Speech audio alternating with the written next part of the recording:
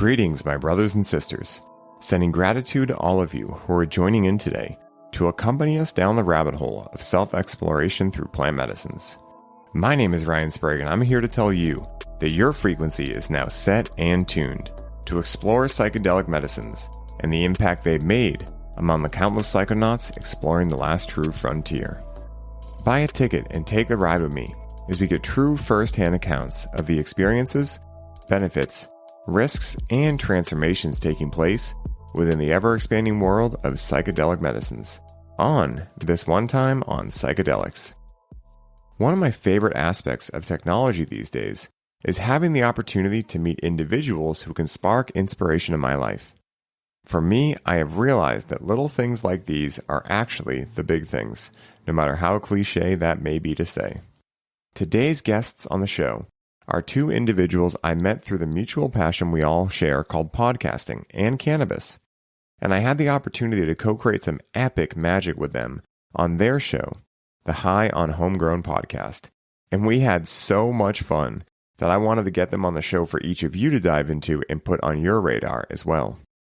Their podcast, which, as the name states, is centered around the topic of cannabis, has had some of the biggest names in the world of cannabis featured.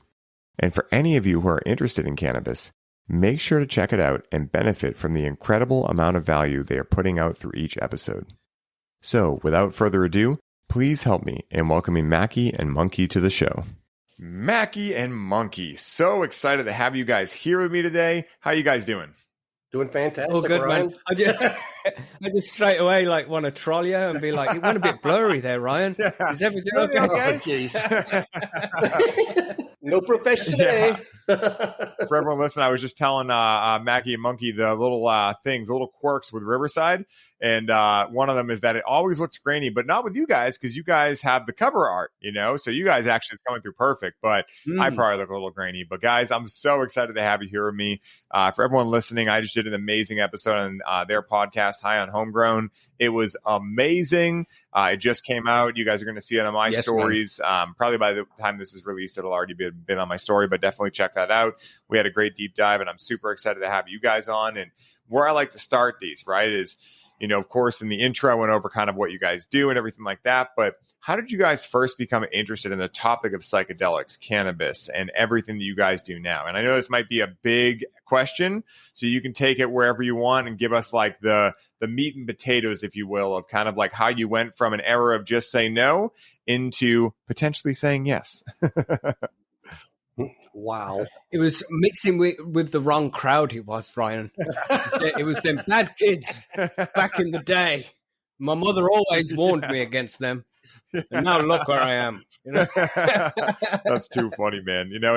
I've found throughout my life that a lot of the kids that I hung around with when I was younger that got into cannabis, like, yeah, they were into some other challenging stuff too, but they did have really cool tricks as well, So, yeah. What about you, Monkey? How'd you first get introduced? Well, I mean, I was probably a later starter. I got introduced to cannabis actually in college. And it was just one of those, I guess, typical, you're in the right place at the right time, or I guess my parents would have seen it as the wrong place at the wrong time.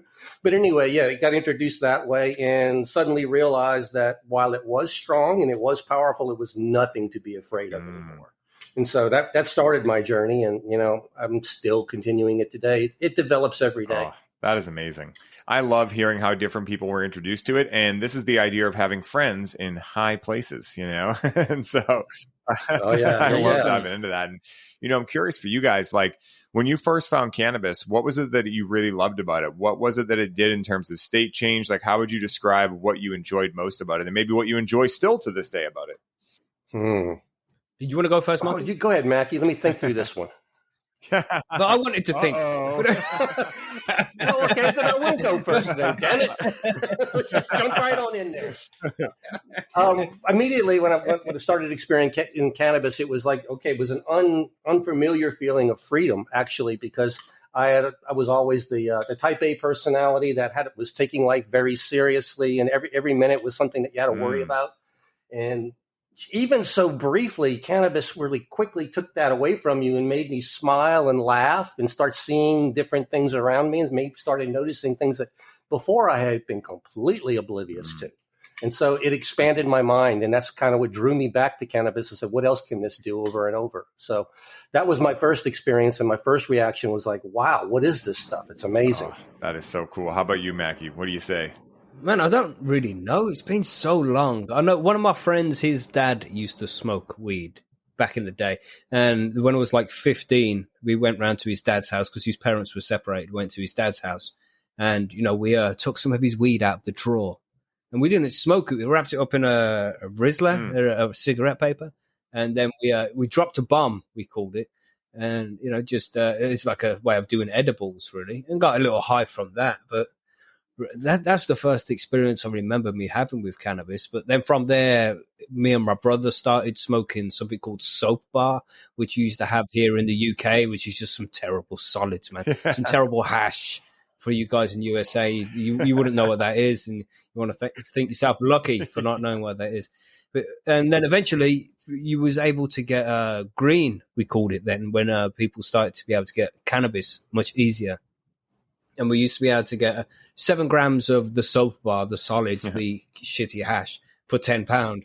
And then, the green came out. We used to be able to get 1 gram of green for £10. So it was much less, but the quality was much higher, man. And then as soon as I encountered that, it was pretty much life-changing, really. And I know that sounds crazy, but it was like life-changing because I was very much into fitness when I was young. I won trophies and shit for long-distance running. And I was supposed to join the army and all of this. And anybody who smoked around me, my mom's friends would come around the house. They'd be smoking cigarettes and be like, don't smoke that shit around me, And then when I encountered cannabis, especially the green, it was just like, damn, I like this a lot. I like the way I feel when I have this. I like the flavor. I like the texture. I enjoy smoking it. And it was like, if I joined the army, I wouldn't be able to participate in smoking cannabis anymore. And I was like, well, that's a game changer for me, man. I'm not going to be going that way. I'm afraid I'm staying here with my green. Thank you very much. Wow. And it's a bit of a life-changing experience discovering cannabis for me. And I'm glad, man, because joining the army in the UK, it just didn't end up being a good thing to do. Yeah. It's a bit shit nowadays, unfortunately.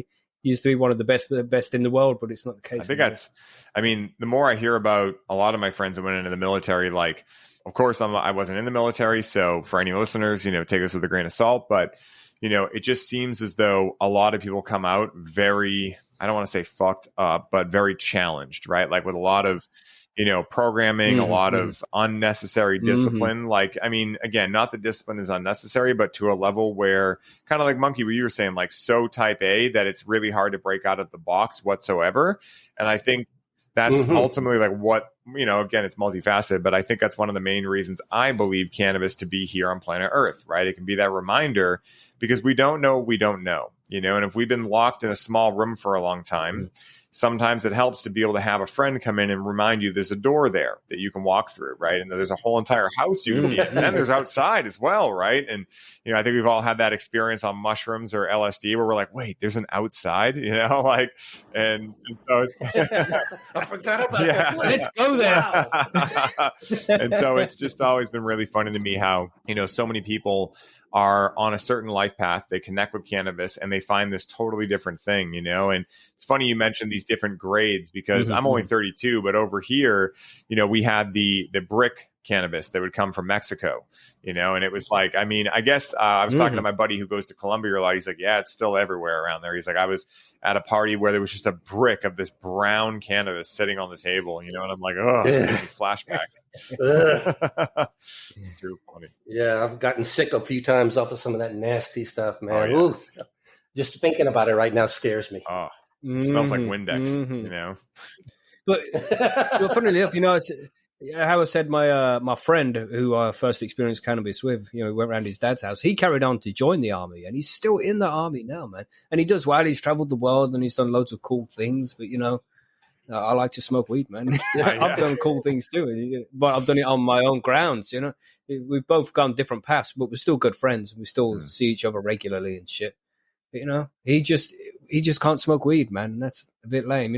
We hook up for a game of cards sometimes. And it's like, do you want to smoke? He's like, no, I can't smoke. I got drug tests. But It's sad, man. It's sad that you're under those conditions where you can't participate in cannabis. Yeah, 100%. I've always thought it to be weird that, like, I get in the military why, like, if you're going to battle, yeah, you probably don't want to be high. It's probably going to be a conflict of interest. But, overall, like, in the military, people are still using alcohol a lot.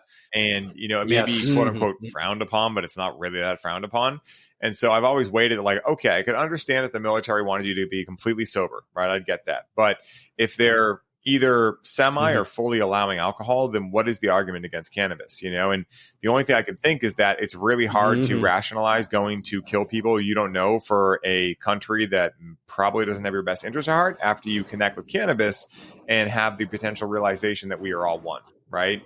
Because you're going to smoke a joint and it'll be like, hold on for a second, we're just doing this to make the rich guy richer, aren't we? What are we doing? That's kind of the way that the war on drugs was formed around in the States, Macky. Nixon needed to shut down that attitude. So that's what you did. Definitely. And if you guys think about it too, right? Like, we think that, many people think that slavery went away. And in one way it did, but it really didn't, right? It just went underground. And now what slavery is private prisons, right? Because if a company or corporation buys out of prison, and then you have something like the war on drugs, which is criminalizing people connecting with plants, right? And other things as well, but a lot of times cannabis, right? A plant. Then you now have the ability to put people in jail and have them work for slave wages. And these companies benefit as a result, And so we don't even need to get into conspiracyality to be like, that's accurate. I mean, like that's what happens, at least here in the States. I'm not sure about other parts of the world, but that's just one of the many mechanisms that, the powers that be, whoever they are, have put in place to be able to, take advantage, and be able to have legal slavery and things like that. So it's crazy, man, and that's just tip of the iceberg.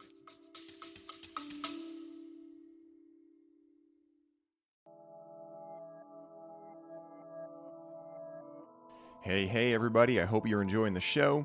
I wanted to take a quick moment to let you all know that the doors are officially open for the Conscious Cannabis Collective. And as such, this is the last week you can sign up and receive all of the bonuses we're currently including. This is the last time I will be personally onboarding those of you who sign up with a complimentary one-on-one session, and you'll have the ability to get the Grow with Cannabis course for free during this limited time. For more info on how you can take advantage of this offer, head down to the show notes for this episode and secure your spot today, as we only have so many spots left and they are filling up quickly. Now back to the show.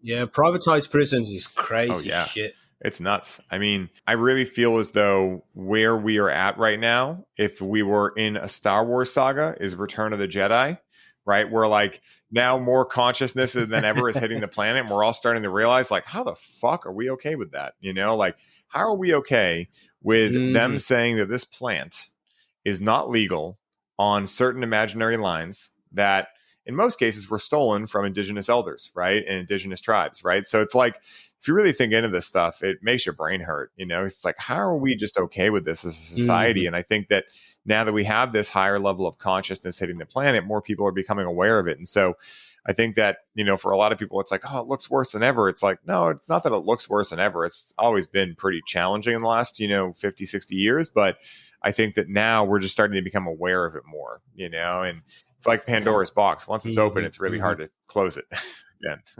Yeah, that's what the internet is, man. The internet is like Pandora's box. We just get all this information now, and everybody's becoming much more aware of their surroundings and their history, and their potential in the future as well. We just have all of this stuff available to us, which is new. And it's crazy to think about how new it is. I'm approaching 40, so I've been around pre-internet days and then internet days, and damn, there's a difference, man. In every way, there's a difference in every way, man. The world is so different now compared to what it was before the internet. It really is. Man. I mean, like I said, I'm 32, so I grew up right on the precipice. Like I still went home and the streetlights were on, but I definitely got to enjoy MySpace when it was around too. Like in that weird, era. And honestly, MySpace was great. Like if you think back to it, it was awesome. Oh yeah, it was for sure, man. What was his name? Was it Todd? Tom, who everybody had a friend? Your first friend, yeah. He came with the package deal, Too funny, man. Damn. When Bitcoin was like, Bitcoin was 10,000 for a pound and shit. Damn. I know. Damn, missed an opportunity there, didn't we? Like if I could go back in time, that's the one thing I would do. Just throw like a grand into Bitcoin. Throw $1,000 into Bitcoin and just never have to even think about money again. It's too fun. Crazy. But, so going back to them times as well, it's like the drugs were so much better back then 100%. as well. I mean, you notice it most with like the raving days. You go out to these festivals and shit, and you take pills, the MDMA, the Molly. That's completely different nowadays to what it was back then. And the concern of fentanyl as well. We never had that back in the day. I wouldn't take anything now, even cocaine. I used to like that shit back in the day. Just partake now and again. I wouldn't touch it now. It's just not worth the risk. It's crazy over here in the States. I mean, I'm sure it's all over the world, but the opiate epidemic is so big and it's literally getting into everything. I mean, I've heard rumors, I haven't fact checked it, that people are finding fentanyl in cannabis now too. And it's just like, why? Like fucking why, And again, like, I don't know exactly how fentanyl is made, but I know a lot of the times it's being made by pharmaceutical companies, right? And so someone asked me an interesting question. They were like, don't you think if people really wanted fentanyl to end, like if the powers to be, they would stop making it? And I was like, fuck. And I understand it's useful, like in terms of like, if you get in a crazy car wreck or something, like there's ways in which you can be professionally used. But I mean, I think there's a certain point at which you can realize like, okay, this has gone haywire. Like we need to reel this back in. But, at the end of the day, like I think part of the challenge too is that the modern medical system is not really interested in finding cures. They're interested in treating. And even if we take that, right, like that wouldn't be the worst thing in the world, right? If you're just trying to treat someone, like, yeah, it's a little disingenuous, blah, blah, blah. But when you're risking people's lives, when you're like getting people addicted, like that's when I really go, okay, like now your business model is now actually really fucking people up. Again, like if you're doing something, like I said, like if you're just treating people, well, at the end of the day, if no one's getting hurt, whatever, right? But I think it's far past that point too. And that's, one of the many reasons I think psychedelics are becoming such a big thing so fast is I think people are so tired of just merely surviving and they're willing to go into some uncharted territory to potentially find like a cure, right? And a cure for depression, anxiety, etc. And the challenge being within that, all the plants can give you is the what. It's still up to us to figure out the how. And, that's a lot of the work I do too, is helping people figure out how to do the how, and podcasts, all these things that you guys are doing too. Like they give information as to the how, like what to actually do with the information you receive and, plant medicine experiences. And I'm curious for you guys, like, what's your background in other psychedelics? Have you guys, toyed around with other things? Tell me a little bit about that. I mean, Macky, you just mentioned MDMA, but yeah, any other thing else? Oh yeah, I've done loads of shit, man. I've experimented. I've got quite an addictive personality. When I find something that I really enjoy, then I'll get stuck in on that shit, man. And like as I said, I enjoyed cannabis, and that pretty much changed my whole life when I was a kid. But I've never had the heroin and cocaine because they're highly addictive substances. Yeah, not cocaine, crack, heroin and crack. Never touch those because they're apparently really fucking good. And I don't want to be that guy stealing shampoo from the chemist to sell on to people for another fix. So I avoided that shit completely, man. But the party drugs, the pills, cocaine, amphetamines, not like methamphetamines, but just speed, base. It was called back in the day. Whiz, this is what we called it here in the UK. We had that shit, LSD. I did some acid just a couple of weeks ago for the first time in about 20 years, man. And damn, it took a lot of fucking energy. It does, dude. That takes days. Damn, I'm still tired, man. I'm still tired from that shit. But, man, it was so good. It was so good. I had such a great time, man. And my wife had some. It's the first time she's ever experienced acid, and she fucking loved it as well.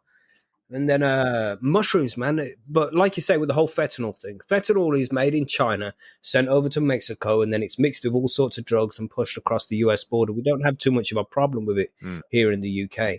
But, it raises massive concerns about what is going on with the safety of our drugs. And the powers that be, who are always concerned with the safety of the consumer, this is why they check foods to make sure the foods are safe and the drinks are safe. But when it comes to drugs, fuck you all, you're on your own.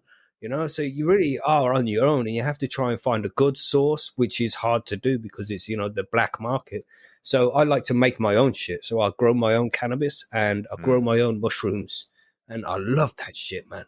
growing mushrooms is so much fucking fun, and growing cannabis is, of course, very fun. It's a big part of my life. I enjoy doing that. We have our cannabis forum. We have our cannabis podcast, and I like to grow mushrooms because I enjoy them. Yeah.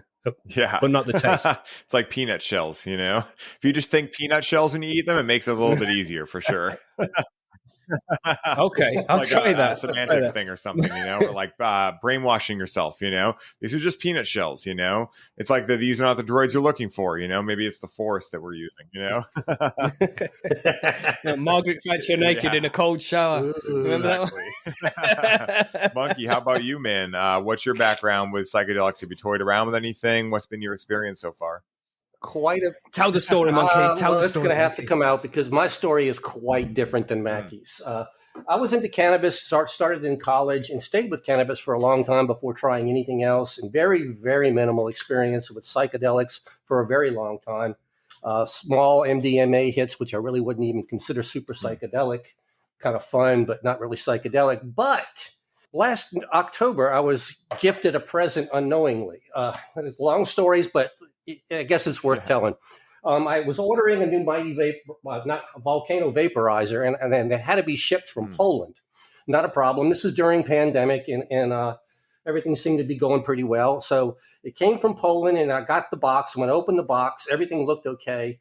And it looked like the box had been opened, but didn't really freak me out too much because, it's coming from Europe. I figured maybe they opened it to inspect it since it's a U.S. model.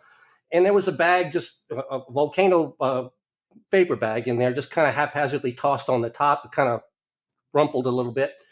I didn't know what I was doing. I was so excited with this thing. I took the bag out and went to empty it. Didn't know how to do it at first. And honestly, to this day, I don't know exactly how I did it. But inside that bag was a vapor. And I went on a 36-hour LSD trip. Wow. After I inhaled the vapor, my missus was in the other room. She was still working about 6 o'clock in the evening. And I was opening this thing up, trying to get it all put together. And I'm very mechanically inclined, can usually figure things out just by looking at them. But I had to get the instructions out. And all of a sudden I realized I couldn't understand what the writing was on the page. It was just, zoop, I was gone. And then I started this laugh. And she came running from the other room. I screamed, "Oh my God, it's the legendary laugh. Oh, I can't believe this." And I started laughing, this maniacal laugh from the top of my lungs. And she came running out and screaming, "What's wrong? What's wrong?" And I've got so many black spots in my memory from that night. But that was my first full-on, heavy-duty LSD trip. And it was weird because I had never really done acid before, but I had talked to so many people in the community that had done it, and I'd heard so much information about it that it only took me about 10 seconds after it hit me to realize what was hitting me. Wow. Everything lined up. All the clicks were there. And so I realized, okay, now everybody says that preparation and is way important for psychedelics. I had no preparation, but I had to go with it. So it was an interesting experience. It wasn't all fun and games, but I did get some good stuff out of it. I did work on some problems and got some things figured out. And I don't know if I'll ever do it again because that was kind of a scary thing. 36 hours straight. Now, Macky was talking about doing it a dose, and he was maybe like 8 or 10 hours out there. Oh, about 12 hours. Oh my God. After a day and a half, I was whipped for 4 days. Felt like I was completely just roll me over, bury me, I'm done. But so let's just say by the time I dipped my toe heavy duty into psychedelics, I was in over my head. Yeah. So maybe this needs a revisit on a much more regulated scale. Yeah. Mm-hmm. Man, yeah, that's just too intense, man. 36 hours tripping balls, it's too much. No, my wife went to bed the first night. Yeah, the first night the wife went to bed, she woke up, I'm still high. The next night she goes to bed, I'm still high. And I mean, she got up the next morning and I went to bed.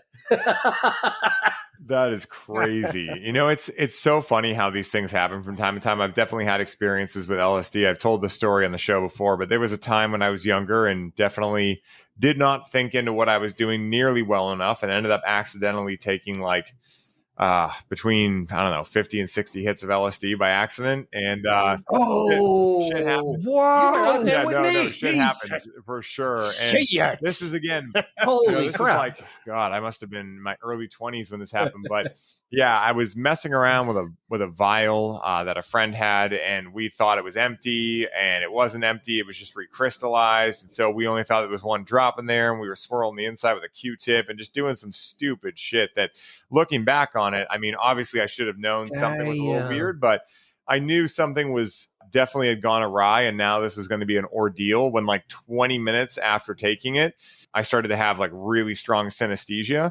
So I started to have like, smelling colors and tasting sounds. Cool. Like, I mean, it just started to get really wonky. And luckily I was with like the one person I would want to be with for that. A buddy of mine who can handle his shit.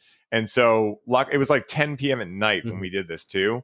And so we ended up just laying on the grass, staring at the stars. And it was awesome. Like once I was grounded, like on the earth, it was all good. But before that, I mean, there was like a good hour and a half, 2 hours of like aggressive anxiety, like so much so, like I knew enough to find my breath, but like the feeling was almost panic attacky for like 2 hours. Like I had to keep reminding myself, just stick with the breath. It's not working though, just stick with the breath. But it's not working, just stick with the breath. Like I had to like really be strong with myself and like really make sure I was holding the line.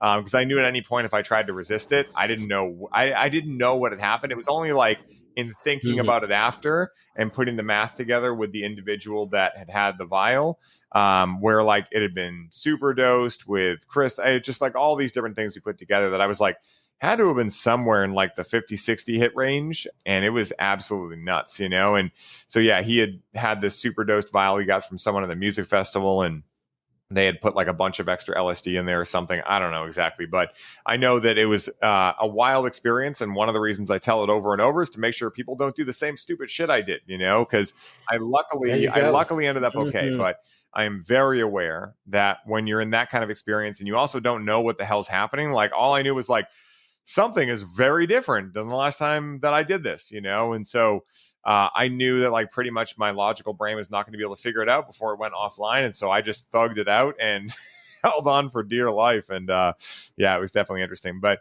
I think that's the funny thing about LSD. And I mentioned this in a lot of shows, but it bears repeating, right? Which is I've never had anyone take LSD and be like, yeah, I took it and it was exactly what I expected. Like, it's always like a wild card, like it's always like, oh man, I took way too much. Yeah. I ended up in a field. I don't know where I got there, So yeah, guys, for everyone listening, heed our warnings, Again, it's not that any of these things are objectively bad or anything. It's just like, you want to be aware of what you're doing, because with great power comes great responsibility. And that's, and you're just trying to hold it together as well, isn't it? Like, but sometimes you do have to surrender to it. It's like, just know that you'll be okay. All right. Definitely. Just know that.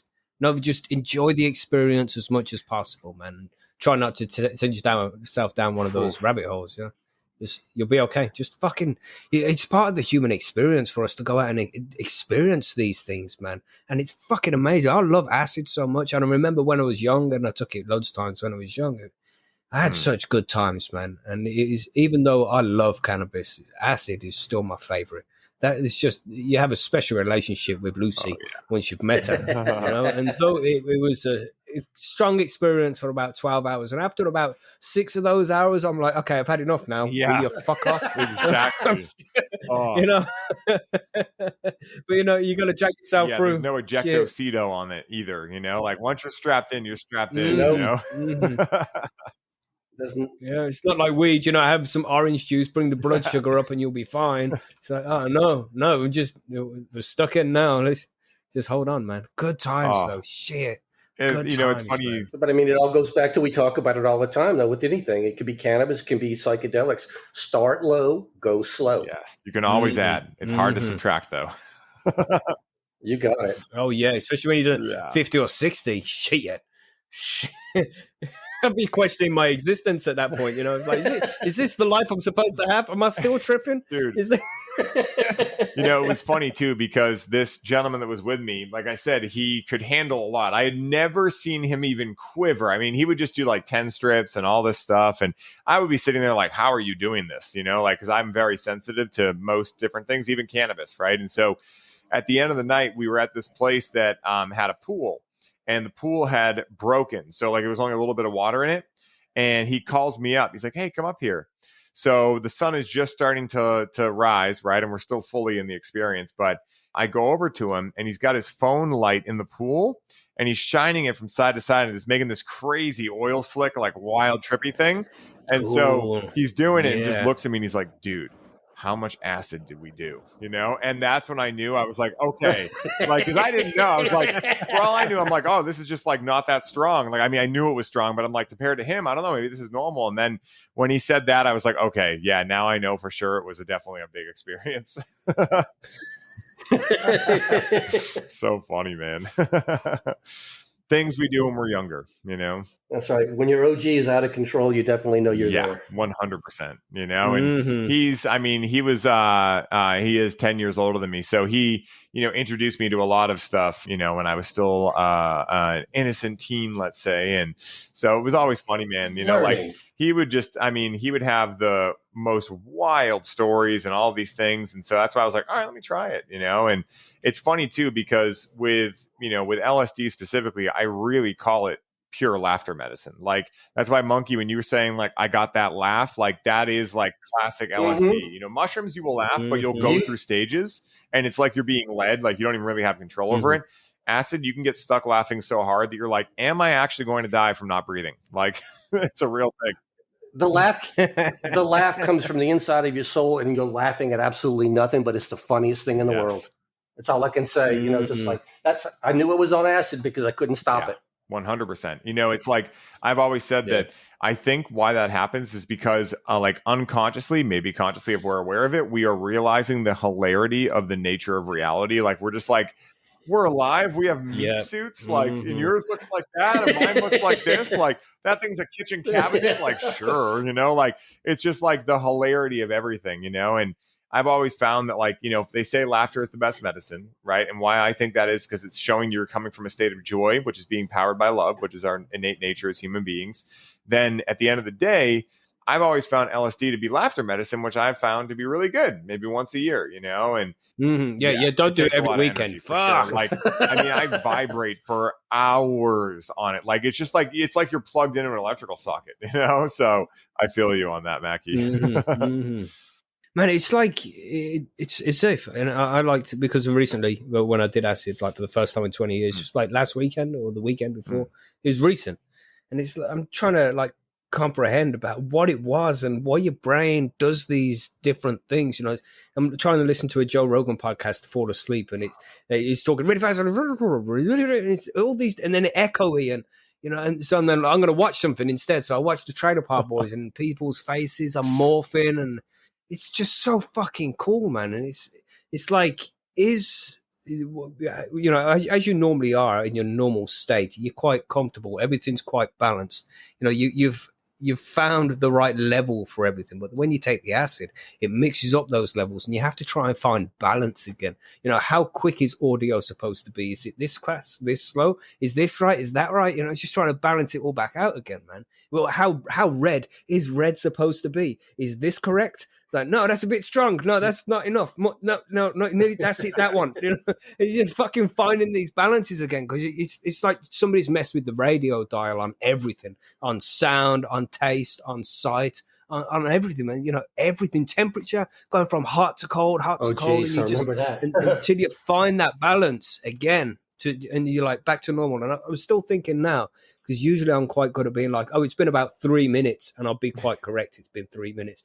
But I've been looking back, it's like, what? It's been like 30 seconds? So my time still hasn't quite made up from my acid trip, man. Still trying to buffer and find out the right level of time. But, man, it's just so fucking cool. And I recommend it to everybody, you know. If people are scared of it, it's understandable that you'd be scared of something like that, because it is intense, man. And it will take you places, and it's going to be difficult sometimes, you know. But it's worth it every fucking time, man. You learn things about yourself. You'll learn things about life. You know, you open up your mind to a deeper consciousness, more thoughts about different subjects that you haven't even thought about before. It's so fucking 100%. Cool, man. And everybody has to do it. It's part of the human experience, man. You got to hit some acid at some point, or at the very least, some psilocybin. 100%. I mean, it's funny too, because these days, right? Like I tell everyone, of course, use discernment, but at the end of the day, like even if you are really nervous, like there are professionals you can go do this with now. Like it's not like back in the day when you just had to like fingers cross it, that everything would be okay. Like now, like I hope this is just one tab and not 50. exactly. And so it's funny now how like, a lot of people that reach out to me, they're like, I haven't done it before. I'm really nervous. I'm like, well, hey, just like you guys said, low and slow. It's a marathon, not a sprint, right? At the end of the day. And what I found is that life is not an observation sport, right? Like you can read about spirituality, you can read about these deeper truths of the universe and this kind of stuff. And don't get me wrong, like you can experience those through meditation, breathwork, etc. But it's a very challenging world to have those things if you don't know what you're going for, right? Because we're not taught these things exist in the mainstream narrative. We're actually taught that if you have them, you're legally insane. Like we're actually taught that, like, hearing voices in your head is you're psychotic and all of these things. And so being able to allow the lease on reality we normally had to be brought down or altered by these medicines allows us to see what science says is already there, right? Science even says we only see 4% of what we know to be around us at all times. And so, it's great that our consciousness is calibrated where it is because we can drive cars and do what we need to, right? It'd be hard to do that if it wasn't like this, but it's also really important every once in a while to unplug, no matter how you do that, right? But one of the easiest and not easiest, but fastest ways to do it, because it's definitely not easy, but one of the fastest ways I've learned to do that is through connecting with plant medicines. And, it's funny how people have a lot of beliefs around plant medicines. Like, I'm in certain spiritual organizations that are vehemently against them, right? And I'm like, well, what if I told you that this mushroom that you're dissing is older than your lineage? Like it's been around longer than you've been teaching your thing. And so to throw shade at this and say, hey, I don't believe in these things because of this reason. Cool, you can have your opinion, but don't create objectivity out of that, right? Like mushrooms, psychedelics, cannabis, like there's over 10,000 years worth of recorded history of these medicines being utilized in spiritual evolution and allowing us to realize that we're divine beings having a human experience. I mean, hell, there's even mention of mushrooms and cannabis in the Bible, for God's sakes, right? So regardless of what you might believe about the Bible, I have my own theories too, but, again, it's been mentioned for a long time. And so, it's no doubt that we've co-evolved with these medicines. I mean, we have an endocannabinoid system, for God's sakes, and so at the end of the day, there's evidence everywhere that these have been here for a long time. And I think the more that we can, tune in and utilize them in responsible ways, the more aware we are going to become if we do the work thereafter to integrate. And so, yeah, it's awesome, man. It's really cool stuff. I can definitely understand how people would be a little bit afraid to touch it the first time, especially since I got thrown into it the way I did. But I have to say, for anybody who is considering it, once I got past the after effects of a rather lengthy trip, there was about a week of peace, happiness, and what I call the afterglow, the honeymoon period. For about a week, everything in the world was fine. And my wife had a little retreat she had to go on right as I was recovering on this stuff. And she came in from the retreat after about 2 days of not seeing me, opened the door, and she looked at me and she said, I've never seen your eyes so clear in my life. It cleared out the garbage. Yeah. It definitely it does that, man. It's real hard to explain. Yeah, I mean, you guys know what I'm talking about because you've been there. But the after effects were definitely, I think, more powerful than the actual trip was. 100%. And then there's DMT. Have you done DMT, Ryan? Yeah, I've done NN. Have you done NN and 5-MeO? Not ayahuasca. I haven't done ayahuasca yet. That's like the one medicine I've yet to sit with, and I've been waiting. I know the guy I'm going to go do it with. His name is Hamilton Souther. I've had him on the show. Sweet. He's awesome. He's down in Peru. But I felt the call, but at the same time, I haven't felt like a really strong call, and so I'm going to wait until I feel like I'm fully ready for it. Plus, right now, I'm grateful enough that my life is fucking awesome. Like my life is the psychedelic right now. And so I like being here now. Like, of course, cannabis and I, we have an intimate relationship on the weekends, but, for the most part, the business, everything, the podcasting, I just love being here now, and so I imagine I'll go through a season. Like I did a strong psilocybin experience a few months back, and that was really nice. And I've heard amazing things about ayahuasca, and I'm always called the feminine medicine. I love cannabis, and I like masculine medicines too, like peyote and stuff like that. But I really enjoy the feminine medicines, and they just have this way of, like you guys said, like, I mean, all medicines do this in different ways, but being like a spiritual squeegee, just like squeegeeing you out, like it's awesome. Like whenever I do psilocybin, I have an awesome cry, like I'm a kid again. It's amazing. I come out of it feeling great. So yeah, it's really interesting. DMT is something I've been chasing for a while, man. I do have a little bit in a vape, but it doesn't work the way I want it to. I want to go for the breakthrough experience, because I think we might have briefly discussed it when you was on our show. That I'm not too much of a spiritual person in that. I'm quite rationally minded, naturally thinking, and it's not like I don't like being like that, because I do like being a rational person in that way. But I would enjoy a spiritual experience somehow, and it seems as if DMT is the closest I'm going to get to that, to completely leave the human existence, go and see what it's like on the other side, to have that breakthrough experience, see the machine owls, potentially see God with the finger quotation marks, and I want to do that shit, man. And I haven't had the opportunity yet. I've got some mimosa root bark coming in the post. And like I said, I like to make my own shit because I can trust it. I know where it's been, how it was grown, all that kind of shit. Obviously, it's not the case with the mimosa root bark, but when I make the DMT for myself, I know there's not going to be any other shit in it. It's just going to be the DMT I want. So that's going to be a journey that I'm on very soon. I'm going to go for that breakthrough experience, man. So I'm looking forward to it. But it's terrifying at the same time. You got to be scared of that, because the whole ego death thing.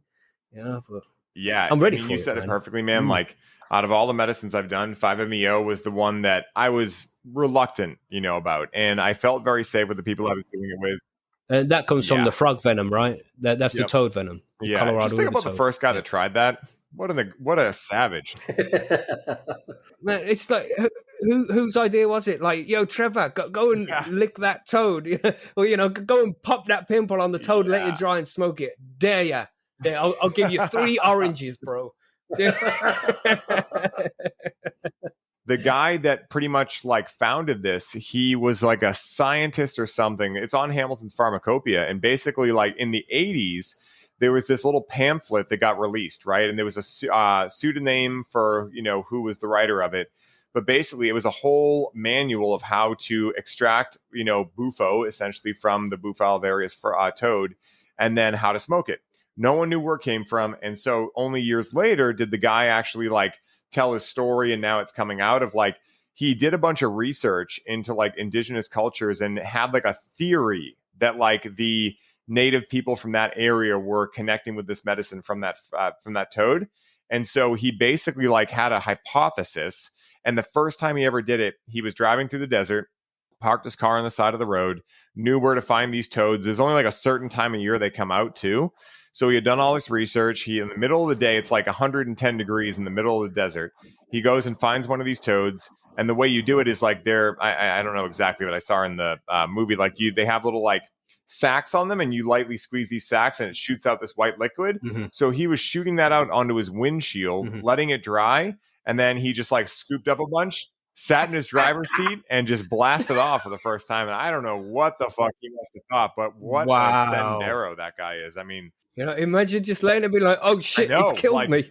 I mean, he was alone too. Like it just, I mean, the balls of some people is wild. Damn. It's crazy. Not all heroes wear capes. I say that all the time, man. Literally. And it was wild, man. Like, I mean, that experience for me, I've done it twice. And after the second time, I was like, I just don't know if I ever need to do that again. Like, it was like, because I'm already like, I'm a very spiritual person. I understand and I've had many experiences of going to the other side, both in, meditating and like with inner work and also with psychedelics and plant medicines. And so that was like okay, now I'm 1,000% sure, like unequivocally of what I believe. And so I was like, all right, I'm good, but what I really think is beautiful is, the gentleman I did it with, he had this system of pens that went from like number 1 to a number 6. Number 1 was like, you don't really feel anything. Number 6 is like, what is life, basically? And so when I was working with it, the first couple of times I tried it before I ever had a breakthrough session. I've had 2 breakthrough sessions. He had like a number 2 pen on him, and so you rip that for 10 seconds, so you get this like really just amazing feeling. Like it's I mean, it makes MDMA look like child's play, to be honest. And it's just this full body, like, I mean, you're essentially like getting to meet a little bit of your God self. So like you're getting a reminder of like you're infinite. So imagine what that does to your whole state of being. It's just like, oh my goodness, like this is awesome. And then the first time I did like a full on session, you start with pen 1, 5-second pull, 10-second pull, and he tells you like, you good to go. Okay, cool. And then you move on. So pen number 2, 5-second pull. Okay, you good? All right, 10-second pull. All right, now pen number 3. When it got to pen number 3, I was like, okay, this is getting very different very quickly. And then pen 4 was just like complete whiteout for me. So that was the first time I did it. And then the second time I did it, we started with pen 4. And I mean, when you do it, like you're hitting it, and within seconds, like your whole body starts vibrating to a level that you feel like, I don't even know how to describe it. And then you're just like gone. And you're just in this, I don't even know what to describe it, like this orgasmic soup of like every emotion, and you're being pushed and pulled and shoved and like it's just the most wild experience. And so I went to pen 6 that time, and that made the first experience look like child's play. Like it was wildly intense. And the people I did it with, they have this he has this woman that comes with him. And what she does is she's singing this gigantic crystal singing bowl, right? So she's singing that while you're doing it. And as soon as you start to blast off, as soon as like, I imagine there's like a face of like going cross-eyed or something. But as soon as that happens, she puts the sound bowl on your chest and starts singing it. So the reverberation is like going through your system. Yeah, that was wild for sure. Definitely one of those experiences where I was like, wow, my life is really rad that I get to have people in my network that are this cool and amazing at what they do, and felt very safe. But after I came out of it, I was like, I'm good. Like I got my reminder, like I'm good. And it's only about 15 minutes, but at the same time, like you escape the parallels of time. So it could feel like you're there for infinity. There are like certain contraindications. Like, I've always heard don't mix frogs and toads. So don't do Kambo before you do 5-MeO, or maybe it's after, actually. Yeah, I think it's after, but I just don't do it before or after. Plus Kambo, not exactly like, what I would recommend to most people. I've done it quite a bit, but it's a brutal experience. I mean, you're just like it's not. What's Kambo? Yeah, so that's it's a secretion from the giant monkey frog down in the Amazon. And, the indigenous elders down there, indigenous tribes. What the fuck is wrong with these people, man? Leave the frogs alone. And like they call it the jungle vaccine down there. It has a lot of peptides in it. There's not a lot of research out on it, but there is some. And what I did it for was it's known to purge you. Like a lot of times you'll do it before ayahuasca or something like that. And basically what happens is they create these little gates on you. I'll see if you can see them on my arm right here. You might be able to see, I don't know if the camera will allow it to see right here. See those circles? Yep, exactly. Little so dots. What they do is they take a stick, for lack of a better term. It's like kind of looks like an incense. And they burn you quickly, like super quick. It's not like an intense burn, but then they wipe the skin away. And then they take this frog venom and they push it into what they call the gate, right? Which is this like, wound you have, and it enters your bloodstream. And so within like a minute, probably even quicker, you start to have like, you start to feel this heat come on. You start to feel very like getting swollen. You start to have a rapid heartbeat. And then you start feeling very ill. And then you vomit like a lot. Like Team America in the alley style. Exactly. And this goes on for about 15, 20 minutes. And then usually it starts wearing off. You sit with it and then they wipe it off and then you go take a nap after. So it's not psychedelic at all. It's just something that it has been amazing though. Like guys, for everyone listening, I'm never going to say I recommend anything. You guys know my whole thing on that. But what I felt from it was very similar to what you were saying, Monkey. I've done it many times, so I've had the experience over and over again. Like the next 3 weeks are like no mind chatter. Like, I mean, just nothing. And the whole idea of it is that you're purging up trauma and all this stuff. So again, it worked for me. I've had some great experiences, but I haven't done it now in about 2 years. I did it with a group of guys every full moon for like a year. And that was interesting, but yeah, it's definitely an interesting medicine for sure, but don't mix it with 5-MeO for sure. So fascinating stuff, man. And I'd like to try all of it really, just to see, because it's, as I say, it's part of the human experience, man. It's what we're supposed to experience. What we're supposed to do is just watch Netflix all the time. Acid is better than anything on Netflix, psychedelics are better than anything which you could watch on TV. You have to.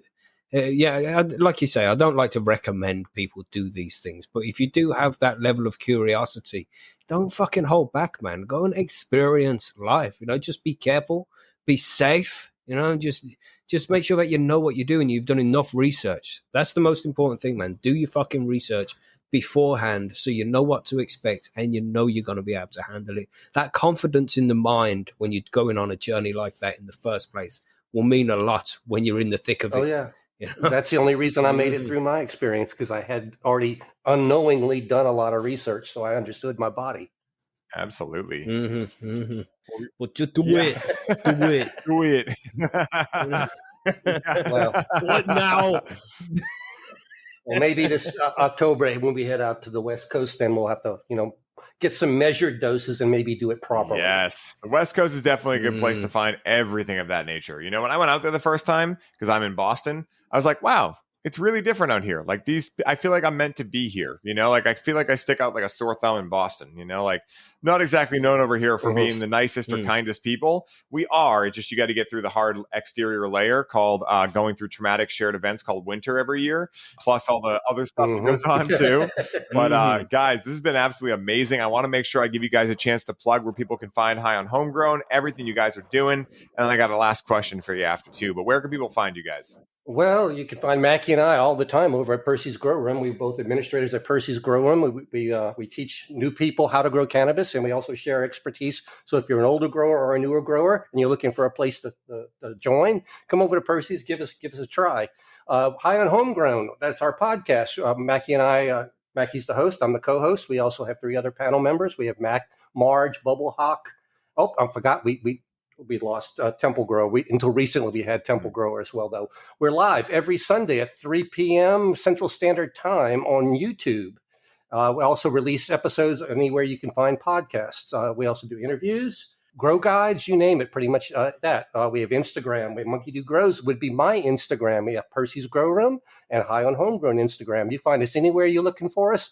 And if you can't find us there, just ask Ryan, because I guarantee you he knows where to find us. Yes, I got you. And I'll make sure all that's in the show notes as well, guys. And I have one last question for both of you, right? And I think you might have already answered this at the end, but I want to ask it again just to make sure, right? So let's say someone listens to this episode and they're excited to check out psychedelics in their own life. What is the one piece of advice that you, Macky, and you, Monkey, would suggest to them to allow them to use proper discernment in choosing whether or not psychedelics are right for them right now in their lives? Just take it slow, man. Just take a little bit first. Ease yourself into it. Don't be doing 50 to 60 doses of LSD in one hit. That's crazy. No, right? Just slowly. If you're going to do acid, do half a tab, maybe a quarter of a tab, and see how it goes. And don't just be like after half hour, nothing's happening. Give it a couple of hours, man. Take time, be patient with it, respect it. That's important, man. Respect that shit, because if you don't, it's going to kick your fucking ass, man. Because it can be a cruel mistress at the same time. So respect it, take your time, be careful, but also enjoy it, man. Setting with this kind of thing is everything. Make sure you're in the right frame of mind. Make sure you're in a place where you feel comfortable and safe, and make sure that there's nothing that's going to come along and ruin the experience for you. Just that would be the best idea, I think. Just that's what I say, Ryan. I love that, man. Well, I'll go ahead and add a little bit to that and say, do your research first. Find somebody who's done this maybe and talk to them. Find yourself a psychedelic guide, someone with experience that's willing to take you under their wing and give you a guided trip, somebody to babysit you. I hate to use that word, but we all need to be babysat the first time around. Definitely. So you need somebody to watch you and make sure that everything's going to be going right. But do your research, understand what's going to happen to you, understand as much as you can about what to expect, and I think you're going to have a better experience. Spoken like true wizards. Guys, are Macky and Monkey rad or what? I absolutely love chatting with these two, and my hope is that each of you came away from this episode with value that you can immediately begin implementing into your life. And for any of you looking to take the deep dive into their podcast and keep up with all of their latest creations, take a trip down to the show notes for this episode, where I will be laying out all the ways in which you can do so today. Macky, Monkey, thank you so much for sharing your time, wisdom, and humor with the guests and me on the show today. for creating the content you do to demystify and stand up for the beautiful sacred plant ally that is cannabis, and for being two people who can charge my battery instantaneously upon chatting with. And until next time, my friends, may your journey be smooth and full of light. Aho.